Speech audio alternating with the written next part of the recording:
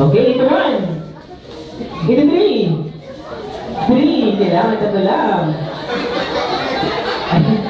So, na-out ang ating dalawang boys. Ano pangalan nila? Kobe. Ano pangalan mo? Kobe. Ay, sorry. Kobe at si? Francis. So, ano sasabihin natin sa kanila?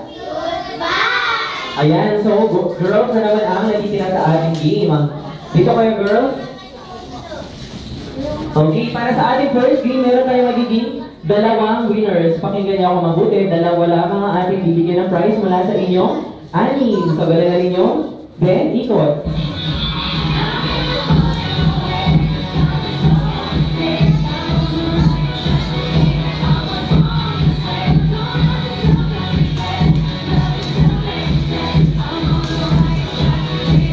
The bird is singing, group yourselves into 1. Ito 2. Ito 1. Ito 1. Ito 2. Ito 3. 3. Kailangan dito lang. Ito 2. Ito 1. Ito 2. Ito 1. Ito 1. Ito 2. Ito 4. 4. 4.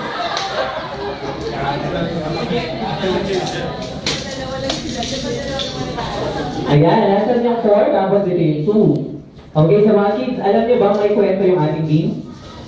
Alam niyo bang may kwento yung ating game?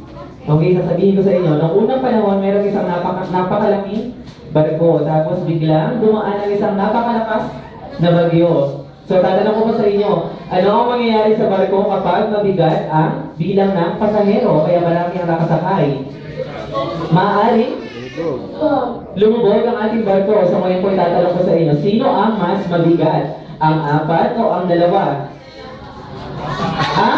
4. So ibig sabihin, lulubog sila at sabi ko kanina, 2 lang yung ating winners at sila po yun. May quiz yung ating game.